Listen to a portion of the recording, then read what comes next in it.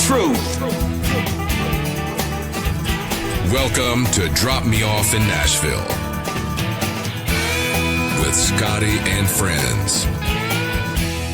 Hey, you guys, welcome to Drop Me Off in Nashville. We are so excited to have this guest. I'll tell you, if I could keep him for 2 hours, I'm gonna, but he's tired. He works a lot, and we'll see if his voice will hold up on us. But he's I don't even know how to describe him, so I wrote it because I didn't want to mess it up. So if you'll indulge me this for just a minute, that I would appreciate that. Every dreamer who ever walked down Broadway in Nashville has seen the lights, heard the guitars, and thought, one day that'll be me. But behind those lights are lifers, the good guys, the ones who didn't just show up for the gig, but built their life around that stage, that bar stool, that microphone, being home nightly to raise his son, which I find very impressive. Today, I'm honored to sit down with one of those legends, a man who's been performing on Broadway for nearly 20 years. Is that right, Scottie? Mm-hmm. 4 nights a week, just miles from his home, making a living doing what most people only dream about, making a great living playing music in Nashville, Tennessee for the people all around the world. I find that very inspiring. He shared the stage with many, many people that I probably won't be able to recognize or tell you all of them. A few that I know, Hank Jr., Toby Keith, Tommy Two-Tone, Montgomery Gentry, Kid Rock, and just about every artist who's dropped in for a beer or a song and saw Scottie perform couldn't wait to get up and play with him. What truly makes him stand out, though, isn't just his talent, it's his heart. Because when he's not performing, he's teaching the next generation of kids and how to make a living and doing what you do in Nashville. Through this magical school called Honky Tonk School at Tootsie's Orchid Lounge, he's showing young artists how to survive in Nashville, how to show up on time, protect their voice, respect the craft, and take this business seriously. He's not just a performer, he's a mentor, he's a teacher, and he's one of the most respected veterans on Broadway. So today, I'm going to honor that. His longevity, his lessons, and his impact he's making on Music City and the future kids who come to town. Because here on Drop Me Off in Nashville, that's what our show is all about, giving credit where credit is due.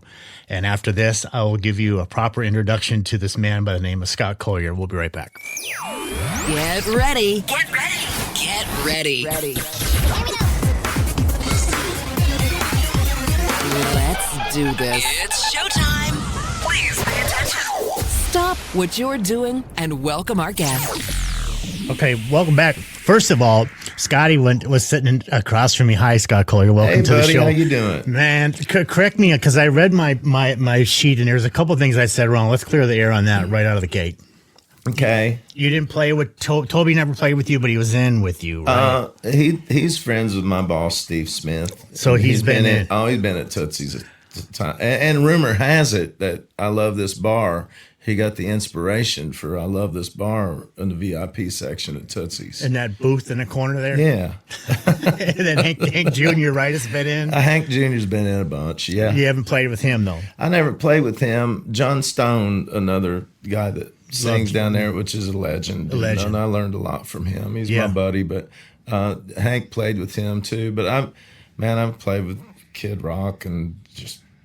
You can't even name them all, right? I've had so much fun. Eddie and Troy, T-Roy. Yeah. You know. I just saw that when you guys had your birthday bash for Tootsie's that you sang with Eddie on stage. Yeah. I was out there going, we got the new T-Roy, put him out on the road with Eddie. Scottie, I gotta shift gears for a second. I need to tell this to you. I'm truly sorry about the passing of your mom, Sandy. Hey, she's with God, and you know that. Yeah, oh yeah, for sure. You felt it, you saw it, you heard her, you know where she's at. Yeah, when she passed away, I was holding her hand, and she had this big smile on her face, Scott. You know, and I knew right then she was your number one fan. There was no doubt. I had a couple people on the show so far that said they would call your mom to ask when you were playing instead of you, because I think out of respect for you, number one, to bother you, but also because your mom would always have the answer. Oh yeah, when you were playing. She knew right where I was at all the time. I met Sandy a few times, and she was a wonderful woman. And I just wanted to tell you that I lost my mom, and I know how that feels. So just know that you were in our prayers during that I'm time sorry of your about life. passing to your mom. It's a bugger, isn't it? When mamas go, it's a tough one.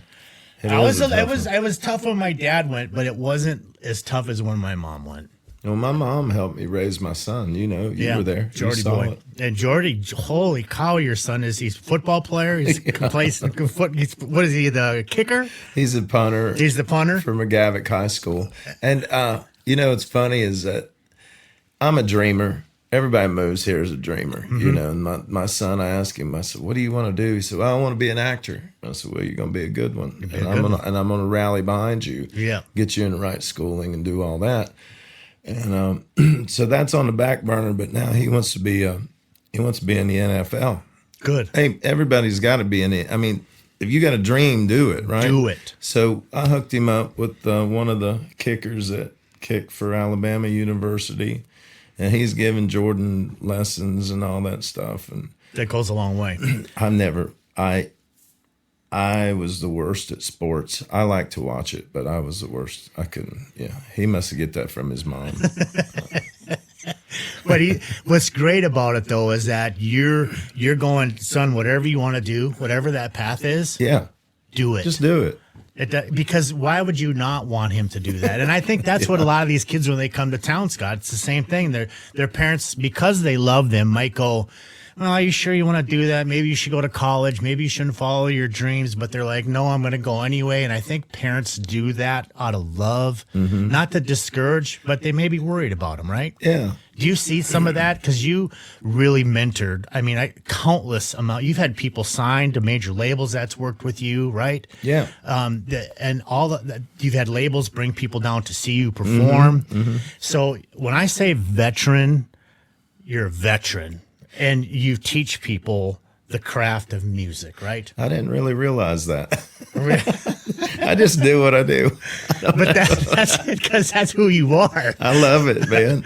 How do you conduct this honky tonk school? Let's talk about it. Well, let's go back to the beginning. Okay, 30 years ago. Yeah. John Taylor, my boss, we call him Uncle John. He's world famous. He's your bestest friend. Oh yeah. He started honky tonk school. He where we train and develop talent to hit the stages of everything that's on our circuit. Honky Tonk Central, Tootsie's, of course. Kid Rock's and Rippy's Honky Tonk, and then got a couple Old Hickory Country Club, and now we're starting a brand new one that I'm very excited about in Panama City Beach, Florida. Excellent. 35,000 square feet, Holy 2 moly. stories. Oh, it's a game changer. It'll change that city down there. Wow. Yeah. So we're training them up right now. I don't know exactly when we're going to be open, but it's very exciting. So it's Honky Tonk School really is not only to help fill your bars and clubs with great talent, but to teach what works and what doesn't work, right? Yeah, we want to see the next Chris Jansen or Tyler Farr. We want to see the next ones come out of there. And they came out of your guys' direction. They came out of Tootsie's playing there. The Terry Clarks of the world. They got record deals because of working on your clubs. Terry was before my time, but okay. The artist that I was able to train and help develop and be a part of his career was Tyler Farr. Wow. Redneck Crazy and Guy Walks Into a Bar, all that stuff. Cool. You know, Tyler, Uncle John, I'll never forget it. He called me up one morning. He said, "I got this boy from Missouri I want you to work with." And of course, Tyler walks through the door, and I'm on the main stage of Tootsie's, and he said, "Hello, I'm Tyler Farr. Can I get up and sing with you?" And I'm like, "Yeah." And he got up, and he sang, and he was a good singer. Yeah. You know, he was just a kid. Right. And next thing you know, he kept coming over to my apartment. Me and my band lived in this cheap apartment over by the airport, and he come over there. But Tyler was always one of those kids that he reminded you of Eminem. You know, in that 8 Mile movie where Eminem's writing all them lyrics down. Yeah. That's the way Tyler was. He'd get up, he would sleep with that notepad. He's like a Tommy Barnes. And just lyrics just comes out. Just writing all the time. Hey, Scott, what do you think of this? Hey, Scott, what do you think of that? What do you think of this? And then we'd be driving down the road, and he was just consumed with it. We'd write songs while we're going to Bucksnort and get a bologna sandwich. Unbelievable. Just that's what he did, and it paid off. 3 number ones on Sony, toured with Jason Aldean for 2 years. Wow. And now he's making a comeback. He just did a show at Tootsie's probably 5 or 6 months ago. He was in there. I'm proud of him. I'm not going to lie to you. I'm proud of him. He's a good guy. He's got a beautiful wife, got a beautiful daughter. He got an awesome farm that he lives on. He's done good for himself. Right.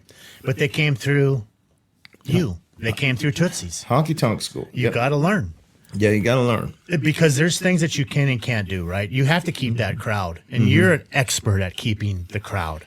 You read a crowd like nobody's business. I compare you to Garth. Thank you. And I mean it from the bottom of my heart. Because every time I walk in, if you ever notice, and you probably don't because you're working, I always walk the whole bar. No matter every single time.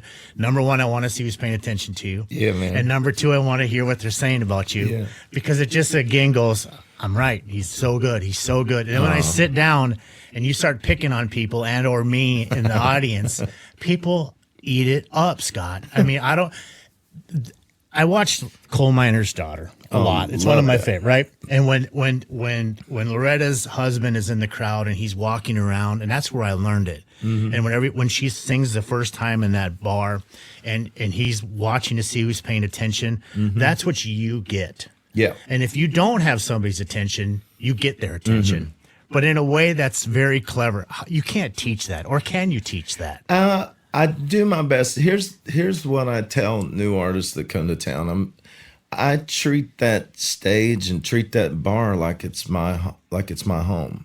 Like if you got a guest that's coming to your house, you've stayed at my house many times.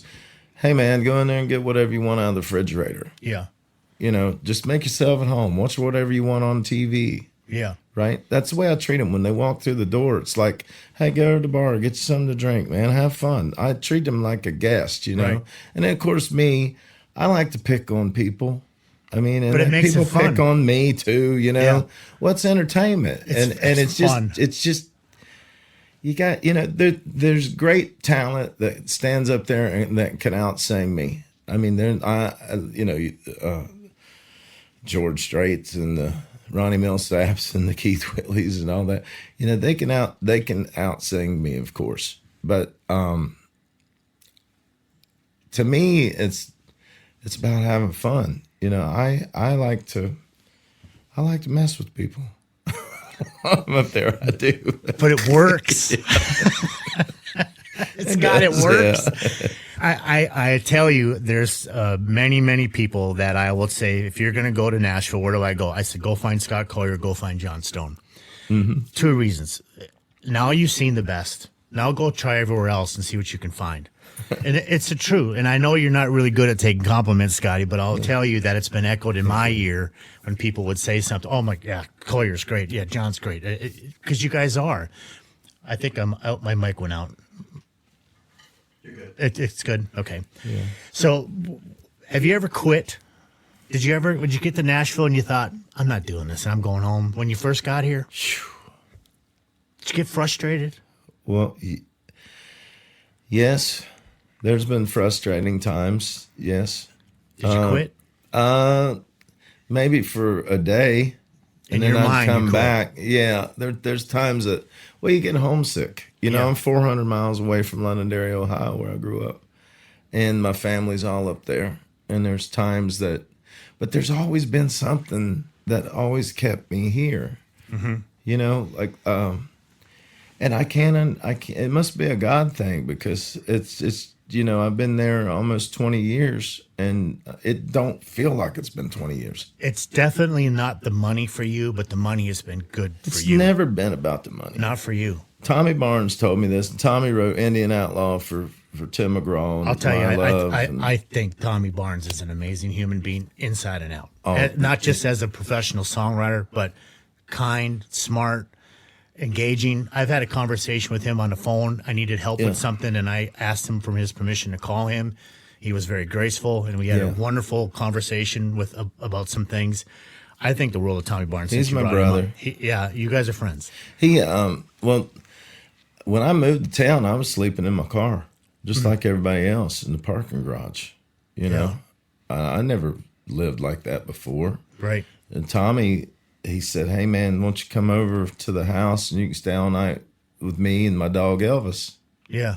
I mean, opened his home up to me. Next thing you know, I'm in his studio and we're sleeping in sleeping bags on the floor with his dog Elvis. You know, after we'd talked, and Tommy mentored me a lot, man, about songwriting too. But it was more about life with Tommy. Mm-hmm. You know, Tommy, hey man, you know, do this in this situation, do that, and if this situation ever arises, do this. You know, because Tommy's been there and done that. So there's a lot of times when you got to town, or you still to this day, you shut up and listen to the guys that are giving you advice. That I was the quietest person in the room. Yeah, because you're sucking it in like a sponge, right? Yeah, you have to. Hey man, when you're working with guys like John Taylor and his brother Steve Smith, Godfather, that saved the honky tonk Godfather, that saved Nashville. Absolutely. There wouldn't be a lower Broadway if it wasn't for Steve Smith, Al Ross, John Taylor, and Leah Smith. There wouldn't be, you know, we would be in Branson, Missouri. I agree. When you're, you know, and I love them like family. I know you do. For sure. But I mean, when you're around them, that's a different level. Mm-hmm. You know, they're the ones that build it. You know, you just listen and you try to absorb everything that they're saying. I'll tell you a story about Steve Smith, how much I appreciate him. Uh-huh. We were at the Fontanelle. Yeah. Me and my wife, and we were having dinner, and Steve Smith and Kid Rock walked in. Oh, yeah. And no disrespect to your boss, Kid Rock, okay? But I don't know Kid Rock. But I've Steve met. Smith's but I've, my boss. Yeah. Well, however that term, if you're working at Kid Rock's or whatever, however that term goes. But anyway, they walked in together, and I went right up to Steve. Kid Rock was sitting right there. Mm-hmm. I didn't know Kid Rock. I had no business speaking with him. If he wanted to say hi to me, he would have. Yeah. But I went up to Steve and I just said, "It's good to see you." That's how much I respect Steve Smith. And there's been times that I've been at Kid Rock's bar and he's been up in the Cadillac in the Cadillac Cadillac room, we'll call it that. Oh yeah. and I would walk up and there'd be security at the door and I'd say, I know Steve, can I say hi to him? Yeah. Now, he's always been extremely gracious, extremely kind, and a wonderful human being. And you couldn't have said it better. I really do believe he saved Broadway. He cleaned it up. He did. 1992, Tootsie's Orchid Lounge, the city was getting ready to tear it down. It would have been lost forever because, well, there was a lot of bad people. There was a lot of, not saying that homeless people are bad people, but there was a lot of homeless and there was a lot of drug trafficking and a lot of prostitution and a lot of bad stuff going on down there. You know what I mean? And Steve ended up buying Tootsie's and he wanted to clean it up because he knew how special Tootsie's was. Right. And how much history was there. And Steve camped out on a lazy boy recliner in that front room for 3 months and finally got Tootsie's declared a historical landmark where the city couldn't touch it. Unbelievable. Uncle John was living in Florida at times. Uncle John is a Vietnam veteran. Mm-hmm. We'll get into more about that. But, for sure. He served for your freedom in Vietnam, Marine Corps, United States Marine Corps. I never went in the military. I was too much of a baby. I was too scared. Uncle John's bad to the bone. He's in Florida right now. I just left him. I was just down at his house. We did a show for one of the ladies that's on the city council for Fort Lauderdale, Florida. Awesome. It's beautiful down there. Beautiful. But anyway, Uncle John was in Florida at the time, and Uncle John told Steve, he said, "Look," he said, "if you get the rights to Tootsie's, I'll be up and help you run this." Because Uncle John, he had clubs in, New York. Right? Yeah. Big clubs up there. And right. So Steve got the rights to it. Uncle John came up from Florida, and was Tootsie's the first one to put the third floor on, and then everybody started copying? I'll tell you this is funny. Is that how it happened? Yeah, I don't know where. Do you know, for the life of me, for the first year, I was scared to go in there because I thought that thing would fall because it's been around for so long. This is a funny story on the third level of Tootsie's. I was sitting on the main stage. It was a Monday morning because I always played the Monday morning acoustic shift, you know.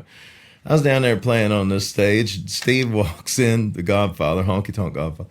He walks in with his designer or whatever, you know, and they have the plans, and they're looking at the plans. And I said, "What are y'all doing?" Steve said, "We're going up." I said, "Going up?" He said, "Yeah." He said, "We're going to build a third level on Tootsie's." I said, "You ain't getting me off of this main stage." I said, "There ain't no way. That's my stage." Steve's like, all right. You don't have to go up there. Well, next thing you know, I'm down here playing, and the third level's built, and all these people going up to the third level. So I called Steve up, and I said, "Hey, buddy." I said, "Man, we have to talk a minute. You care if I go up and play the third level?" He's like, "Oh, all right. Yeah, okay, you can go up there." So what is, honestly, Scott, because that's where I met you, is when you played on that 4x8 piece of plywood on the main floor. And how often did they change that piece of wood out? I wonder, is that like a yearly thing? I mean, I know this is off topic, but beer's been spilled on it. I mean, how long did that thing last? I've only known them to change. I'm on that stage. I'm still on that stage. I go in there and sing with bands all the time. I didn't know that. I've only known them to change it once. Really? I figured that was like a yearly thing for sure. Well, I know this sounds crazy, but I sang on that stage so much, there was a place that I would stick my feet, my right foot. There was a hole there that I'd stick my foot in. I know this sounds crazy, but it made me feel, I don't know. I just stick like my at foot home. in at home. Yeah. You guys, okay, so all you all you rookies who know, or virgins, don't know nothing about Nashville, Tennessee. It's this purple bar. It sticks out like a sore thumb. It's a legend bar in Nashville. It's on Broadway and 5th, I think it is, Scotty, right by the Ryman.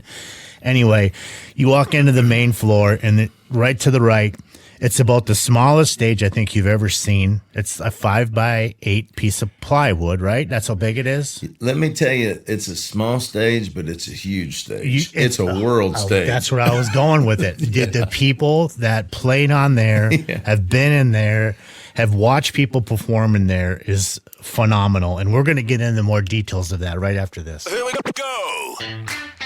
Podcasters, it's time to level up your sound. Don't let your show get lost in the noise. You need exciting intros, powerful outros, and smooth transitions that keep your listeners hooked. That's where podcast production music comes in. From polished production elements to custom sound design, Mark Maynor is your audio production professional, delivering broadcast quality results every time. Call Mark at 727-609-7366 or visit podcastproductionmusic.com. That's podcastproductionmusic.com, and bring your podcast to life. Sound Pro, stand out. Podcast production music. Some parts of Nashville are, should we say, a bit seedy? Oh, howdy, mister. You got an itch that needs scratching? I was just fetching a fresh pitcher of iced tea. I bet Scott and his friends know where they are. Stay tuned and find out. Hey, we're back, everybody, with Scott Collier. I hope you enjoyed our little commercials and bumpers there. We always poke fun at ourselves. I don't know if anybody's heard. Collier, you probably heard some of our shows, right? Yeah. We poke fun at ourselves all the time. When we were off air, I was just sitting here talking with Scott and John about what this show is really all about. And I said to these two guys, and I thought it was worth repeating, how do you get to a John Albany and have him record you? How do you get on Broadway and get to play on a stage? Well, those two gentlemen are both sitting here right in front of me today and get to perform in Nashville, Tennessee, because when you first get to Nashville, you don't know what's going to happen, right? Mm-hmm. There is this thing called Honky Tonk School. There is 60 bars down there that you could possibly get into, but there's also 10,000 people ahead of you wanting to play that same stage. And the old cliche is cream rises to the top, right, Scotty? Mm-hmm. But the truth is, it's the person, really, right? The person that's who you start working with. You could see them a mile away whether they're going to make it or not, right? They got to have the passion and the drive, and a work ethic is everything. You got to work. There's nobody going to hand you nothing in this town. No, yeah. Nobody's going to hand you anything. Right. You ain't playing the best time slot, no matter how good you are. You're going to prove to us that you can handle this slot and show up and be professional, right? And you watch them. Like, you show up unannounced, right? Like a hawk. Yeah, you have to. Right. But that's a business. Yeah, you have to. And we call it music business. The music business. Right. So you are also having a business by selling beer at those bars, right? Now, you're selling merchandise. I don't sell the beer. I help sell the music. Yes. They sell the beer. Explain that to me. Like that Tootsie sells the beer, right? The bartenders there. I help Uncle John Taylor sell the music. Gotcha. So that's my place. Yeah. Now that you say that, I've never heard you say everybody go grab a beer or something. You always are like, make sure you take care of your bartenders. But really, the performer's job is to keep the fans there. And you place people that can keep people in those bars, correct? You pick out the fastest horses. The fastest horses. How do you know? You just see it. That's there. A talent. I mean, to you, it's a talent. Yeah. To you, maybe it's easy, but to the, like, if I just came to town and I want to play, how do I do it? What do I do? Well, first off, you do like I did 20 years ago. You go to Tootsie's Orchid Lounge on a Saturday, 2 to 6, in the back room, and sign up on the sign-up sheet. Second floor in the back room. You go up there and sign up on the sign-up sheet, put your name and all that stuff down. And then you get up and you sing a couple songs, and I'm there. 80% of the time I'm there. The only time that I'm not there is if I'm in Ohio, I'm visiting my family or whatever, or on the road playing a show. But you sign up, and then you make it to that. Then you go to Honky Tonk School, which is every Monday morning at 10 a.m. And we usually have it on Kid Rock Level 2. And you go over there, and then you get up, and then we video you, and the process starts from there, right? We have a team of us that listen and evaluate, and we're looking to see if our singers are looking at the ceiling or looking at the floor and not connecting to the audience like they should, looking on the phone. All that stuff, reading the lyrics off the phone, which we've hired singers off of one song before and then worked with them, and then train them. Scotty, I got to tell you, I used to get so mad about the phone, and then you taught me a very good lesson one day. You said, some of those guys are running their board, or some of those guys need that phone for a reason. They're not just, and it kind of woke me up. But then I wanted to give people the benefit of the doubt. Yeah. But Collier, I tell you, man, before the cell phones, when I was watching you, you didn't have no damn phone on that stage. I still don't. You don't. Unless it's some song that somebody has never been here and you don't know it. You go, let me try it. You do it. Then the phone goes right back to where it belongs. I try to stay away from the phone because, like I tell the kids at Honky Tonk School, if you paid a ticket to go see your favorite artist, George Strait, and George was getting ready to sing Amarillo by Morning, and he pulled his cell phone out and holding his cell phone and reading the lyrics off of it, you would be like, what in the world, Yeah, what's going on here? What? Yeah. So my always thing is you're performing to the phone now. You're not performing to the people because you have to read it, right? Yeah.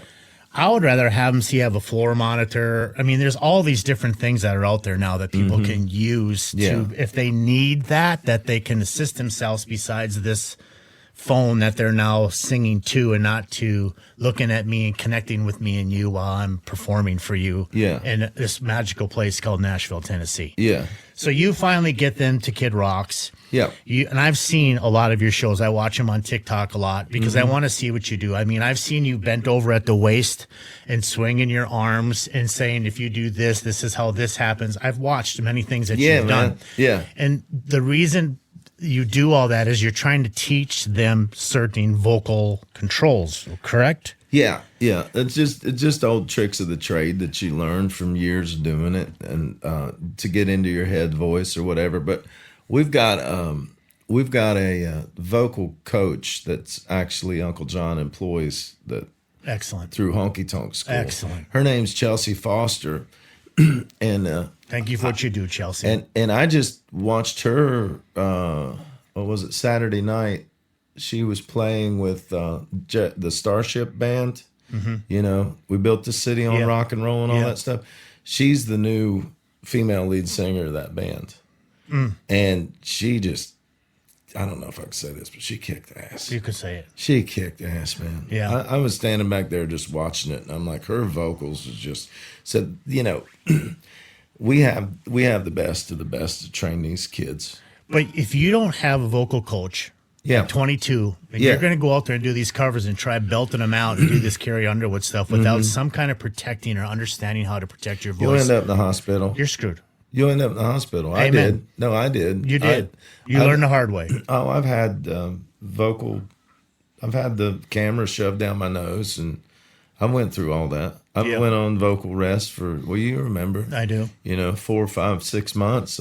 There's literally been places where I've gone in, or people who you've sang with, when they've come out and they've passed a tip jug or something, and I said, you're a fantastic singer. Please get a vocal coach. Yeah, you got to have them. And I would say that because it's so important.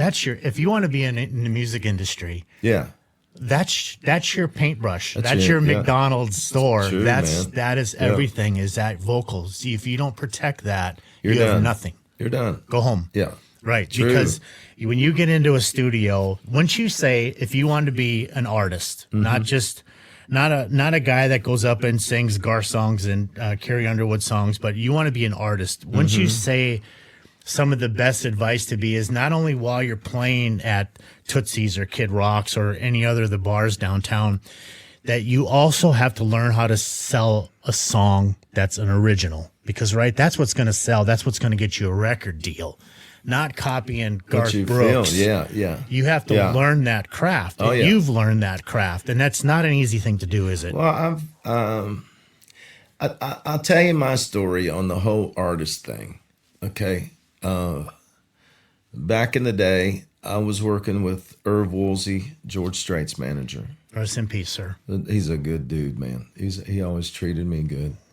I remember some things. He kept coming into Tootsie's, and he would watch me, and and I became friends with his friends, Keith Stegall, and all these guys, and hooked up with David Chamberlain and started writing songs. And I've written a bunch of songs, and they're good. I was really, really trying to get into that artist world, and I cut some Tommy Barnes songs and done all that, right? And I was getting close. I mean, really, really close. So close that I could smell it. And then Zach Brown came out with Chicken Fried, and that kind of, hey, go to reality. Zach Brown is an awesome songwriter. Yeah. I couldn't compete with him. I know how to entertain. I can do that. But songwriting just was never my strong point, I guess. So anyway, I kind of got not my feelings hurt. I don't know. You just get discouraged, Sure. And I had this tour in Australia coming up, and I ended up flying to Australia, and I went and I played their Country Music Award after party with Lee Brice and Big and Rich was on it and some other things. And I really had to come to Jesus with myself whenever I got back on that Qantas airline, and I flew 14 hours and 47 minutes straight back to LAX or wherever we was going. And I said, man, when I get back to Nashville, I am going to get with Uncle John and ask him if there's any way that I can help him learn how he does this business. That was a turning point for me. Good for you. So I called him up and I got back and I said, Uncle John, I said, I'd really like to know how you do this. And he said, be up to my house on Monday morning and just start listening. He didn't tell me to comment on anything. He just said, basically, you just listen and watch how it works. Like we just talked about. Shut up and listen. Shut up and listen. And that's what I did. And then I just tried to spend as much time with him as I could and just just listen. That's all I did. Yeah. I do what you're told to do, but just listen. And but there was knowledge behind that. Yeah, and then I just watched how he changed people's lives. He changed yours. Oh yeah. I mean, I wouldn't be at my house if he helped me get my house. I didn't have no credit. I remember all I of didn't this. have no money. Yeah. I didn't have nothing. Yeah. John Taylor's the reason why I'm in that house. But anyway, I watched how he would take these kids, like if they didn't have no clothes, he'd say, Scott, take us over here, or he'd tell somebody, take them up to Macy's and buy them some clothes. That's the side that he would do don't know that. about. Yeah, he would do that. Take them up there and get us clothes. Dress them up. They sing good, but dress them up. Wow. Lose weight, Yeah. which I'm working on that now. Yeah. Lose weight. I lost 28 Well, I pounds. mean, it's a business. It's business. You got to look the part. But see, what's so great about and that story is that that's not front page news, and people. That's behind the scenes. That's the stuff that people don't need to know about. I've seen him do stuff that when you're working around a guy that saved Nashville. Yes. You learn. I mean, if you really want to do it, you learn. And I've seen him bring these kids in that didn't have a place to stay, and he's still doing it. Right. Man, come up here and stay at our place in Whites Creek. I mean, I seen him how he, and I wanted to just be a small part of that. Right. But now you're blown into it, I should say. You're booking. I am technically his assistant. He still oversees everything. Right. He's in Fort Lauderdale, which is good down there. No, yeah. he's that you get to be an assistant still to still soak him up, the sponge that you need to learn from him, right? If anything arises, he's a phone call away. That's and it. I just call him up and I say, Uncle John, what do I do on this situation? And he's like, here's how you handle this. What's your biggest pet peeve with artists, the new ones that just get here? Let's start with this one. And this isn't going to be fun for you. I know you don't like doing this kind of stuff, but when they have that big ego, because they were great in Minnesota and they came down here and all of a sudden you go, well, you're going to share the stage on Sunday night and then you're going to work the beer tub. You knock them down, not purposely, but you're kind of showing them that they have to earn their way, right? Yeah, I don't. You know what I mean by that? I mean, I may be saying that story wrong, or it doesn't matter about the story, but you have to get them to a place where they realize that this is a big ocean and you're a small minnow in it. Yeah. I usually, I want to see how driven they are.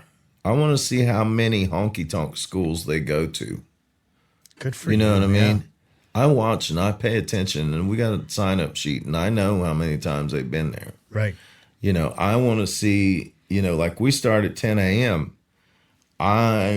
If they come through the door at 10:05, I want to know why they're late, because that reflects on their job. If I got them booked at Tootsie's main stage at 9:30 in the morning and they show up at 10 or 10:30 and come rolling in there, that don't work. That don't work. It don't work. But they quickly realize what the standards are, right? Yeah. Oh, yeah. We got a list of rules that we make them abide by and stuff. But what's so great about that is that they don't realize it. Number one, because they're kids and they're learning, and they don't have the wisdom yet. But you're teaching them how this business works, the music business. You're teaching them that it's a business, and this is what we're doing. It is, and this is how I am going to help you grow. Yeah. And you could take bits from me, bits from John, bits from everybody that you see in Broadway, and come up with your craft, your story, how you're going to entertain. But I'm going to show you 101 how that is. And that's number one: show up on time, be respectful, say your please and thank yous, and remember, each one of those persons that walk in that door is there to see you. So do a good job for them.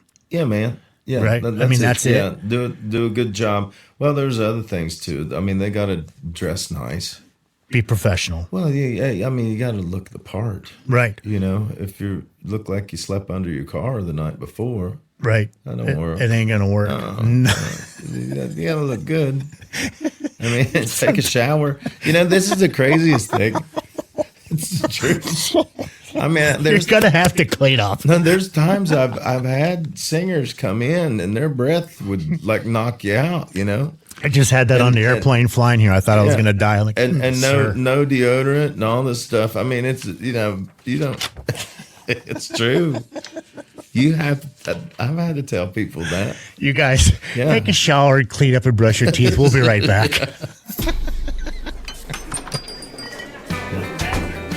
Hey everybody, Willie here. I just ran into Scott and some friends over at Tootsie's Orchid Lounge. So let's raise them up and have a drink. It's a holler and a swaller. Beer. 1, 2, 3, holler! Now swallow. Hey, listen! Hey, don't go nowhere. We got more coming at you. That's right, y'all.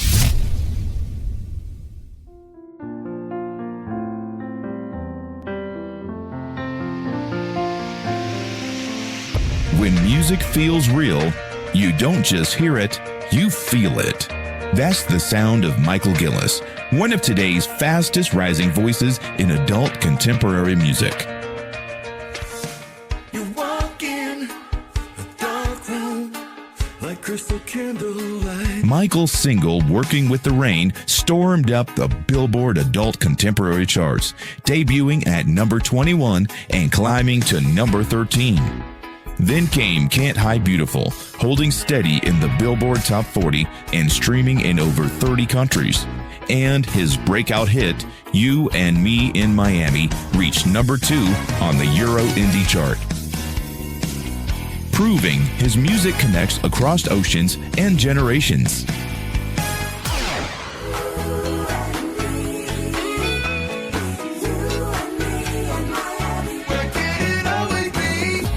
With heartfelt lyrics and that unmistakable voice, Michael Gillis is redefining modern pop country crossover. Authentic, soulful, and radio ready. Stream Michael Gillis on Spotify, Apple Music, and everywhere you listen. And follow at Michael Gillis Music on all socials. Because when the voice is this honest, you just can't hide beautiful. Welcome back. Our goofy commercials again, you guys. Again, we just help other businesses. Like you hear Loretta Lynn commercials, you hear Johnny Cash commercials. We just play that stuff. Tootsie's commercials. They don't pay us. The reason why we do it is because what we think at Drop Me Off in Nashville are these wonderful places. When I talk about Sonic Eden Studios with John Albany, I'm telling you because these are the good guys. These are the places that you're going to go where you're going to have an experience. When I talk about Tootsie's, you're going to have a great time. Kid Rock's, the sound is incredible. The entertainment's incredible. So when I bring in a guy like a Scott Collier like we have him today, and I start talking to him about really what's it like, what's the secret, and I'm really working hard to get Scotty to give me that, and he may be holding it for a reason, and I will appreciate that for sure. But I just think that he's holding something back, that there's a reason why he puts people on certain stages when he does, and how they actually get there. I mean, Scott, is there a secret? Are you not telling me something? Okay, I'll give you for instance, like this kid that came through Honky Tonk School from Ohio. Derek Allen's his name. He's out this Saturday. He's playing a show with Travis Tritt and Zach Top. You know, I mean, he's out there doing it. He's doing it. Playing guitar, but, you know, yeah. He's played with Montgomery Gentry and a bunch of them. But this kid, when he walked through, not because he was from Ohio, that's where I'm from, but I saw this look. He's got these eyes that will just light up a room, you know. And I noticed that the first time he was on stage, he could sing, he could play the hell out of guitar, but there was something about him. And I just kept putting him on these morning shifts, you know. And I kept going in and watching him and listening to his band and all this. And I never forget it. I had him on Honky Tonk Central Level 2, and it was like a Wednesday or Thursday night through the week, and it was in the summertime. And I went up there and I was, doing my job, checking on the bands. I think it was a 6 to 10 shift or whatever. I admire that by you, by the way. I love unannounced visits because that's when you see real. Yeah, and I'm sitting back. He didn't even know I was there. Well, Uncle John taught me all the hiding spots too. But I watched his show for about an hour, and he had like all these college girls in the front, like just going crazy over him, you know. And I'm like, okay, this kid's got it. So then we tried him on Honky Tonk Main Stage. Same thing down there, you know, just 5 rows of women deep, and you're looking and you're like, okay, this is going to be the next. This will be the next thing. And then I sent him down to Kid Rock's, and I had him play a 6 to 10 down there. And the bartenders and the management come up to me and they're like, "Who is this kid? We've never seen him before." Mm-hmm. That's how it works, you know. You just got to keep an eye on them and watch them. The performance at the end of the day. The performance, yeah. It's the performance and how they talk to people and how they're smiling and how they're conducting themselves and carrying their, you know. And then you got a guy like Dean James, which is pretty much our headliner guy. He's out with Kid Rock right now. Right. And Kid Rock brought him in. I don't know where Kid Rock heard him. He heard him, I think, on some cruise or something. But Dean's just one of those guys that could play the keyboard or play the piano, turn around, grab the guitar, wear it out, write a song that'll make you cry or make you party. Right. Bless you. Excuse me. And then go up and play the bass and the drums, and he's one of those guys, just makes you sick. He just does it all. He's that good. Right. And he's just got it. So there's those guys. He just got it. I mean, he to me, you know, I not discrediting Chris Stapleton in any way, but to me, I would rather hear Dean James sing than Chris. I mean, this dude's just freaking. He's great. Oh, shit. Yeah. You know, one of those guys that just comes in and just got it, and you're like, okay, boom, here it is. It's just a God-given gift. Right. And then you got bands that really have to work for it, like Aaron Sparling and Hippies and Cowboys, they're the reincarnation of Lynyrd Skynyrd. They're a band. They're in Europe right now playing. Excellent. Yeah, they're doing a month-long tour in Europe. Fantastic. These guys, they only got fired 3 times from us. They're kids, you know what I mean? They're kids. They're out there chasing women. Who's listening? They got fired 3 times, not once, not twice, 3 times. Uncle coming back. Uncle John kept telling me, "Don't give up on them." In the beginning, I wanted to give up on him because I thought he was too wild, you know. Sure. I just thought it was too. But it's a rock and roll show. Yeah.